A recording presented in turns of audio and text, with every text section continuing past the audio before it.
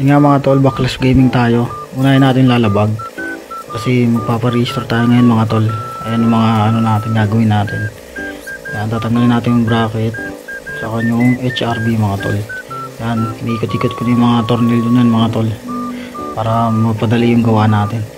Kasi bukas pa-restore tayo mga tol kasi marami na naman checkpoint dito sa Bulacan mga tol. Kasi marami nangyayaring mga agaw motor, tapos mga bata kinigidnap mga tol. Tapos mga ano, minsan yung mga delivery rider ino-hold up na yung mga tol. Minsan di na rin ako nagpapagabi kasi alam nyo na sa panahon natin ngayon marami naman sama mga tol.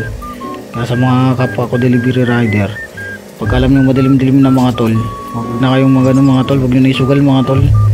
Di bali wala na tayo masyadong kita, basta safe tayo mga tol. Yan, binabaklasan natin HRB mga tol. Ninikot-ikot na natin yung tornilyo dyan mga tol para ano, bukas maaga tayo makalis. Yan, sa kabila tayo mga tol. Saka ano yan mga tol, wala palang stock na bracket yan mga tol, sila mo nilam pa natin yan. Yan, inangat ko yung upuan, pati yung ano, pati mga nuts dun sa may taas nya. Yan, kinuha na natin yan mga tol. Yan, kinuha na natin yan mga tol, inikot-ikot na natin para ano, mabilis tayo. Saka pinas forward ko na yan mga tol.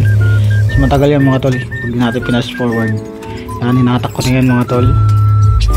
Hatak-hatak natin dahan-dahan kasi baka magsagasan ng flarings mga tol eh. Yan, tapos kinuha ko sa kabila kasi may naiwan na nut. Yan, kinuha natin yung nut, binalit natin sa may butas para may pagbalik natin di tayo malito. Yan, ini-stock niya mga tol oh. Yan, i-stock na yan, wala siya yan mga tol. Bali binili pa natin sa tao yan. Bali ano yan mga tol, 200. Pero sa marketplace yan 600 yan mga tol eh. Bali na pamura tayo dyan kasi 200 lang yung nabili natin. Tapos sunod na natin yan is yung battery mga tol.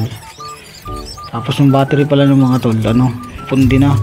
Bali yung battery na niligay ko dyan, yung kay Sharp, yung original na battery ni Sharp, ay nilagay ko muna dyan para ano, kasi testing kasi mga ilaw busina niya mga tol eh.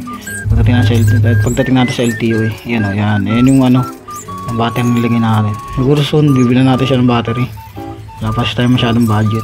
Pagdating sa battery may makamahalan rin kasi mga tol, 700 eh, battery niya 600 ganun. Yan mga tol, binalik natin yung mga lagayan natin. Yan, tapos sinara na natin mga tol. Okay na yan mga tol, para bukas ready na siya. At ayan pala mga tol, ano yan, madaling araw na yan mga tol. Bali kakatapos lang natin dyan maligo mga tol. Yan, nagbibisa tayo mga tol para maaga tayo makauwi mga tol. Inagaan ko yung gising para maaga tayo matapos mga tol. Tapos kinuha ko na helmet dyan mga tol.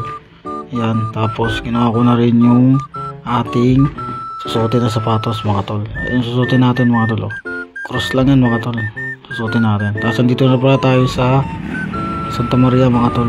Ayan o, ayan yung LTO ng Santa Maria Bulacan mga tol. Diyan tayo magpaparehistro. Nare-rehistro si Lamog mga tol. Yan, maaga pa yan mga tol, alas 6.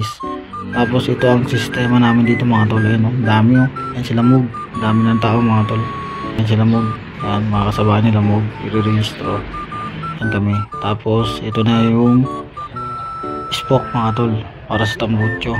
Yan, ayan na sila mga tol, testing na ng mga ilaw niya, mga signal light, saka spoke yan mga tol. Spoke na sila yan para may register na siya mga tol, para magbiyahin na natin sunod na. At dyan tapos na kami nilamog, tapos na siya spoke dyan sa test mga tol. Asa alis na kami dyan mga tol kasi binigyan na sa akin yung papel mga tol. Ayan na yung papel mga tol. Punta na tayo sa window 4, tapos number 22 tayo mga tol. So yun yung sistema ng ano, Santa Maria mga tol.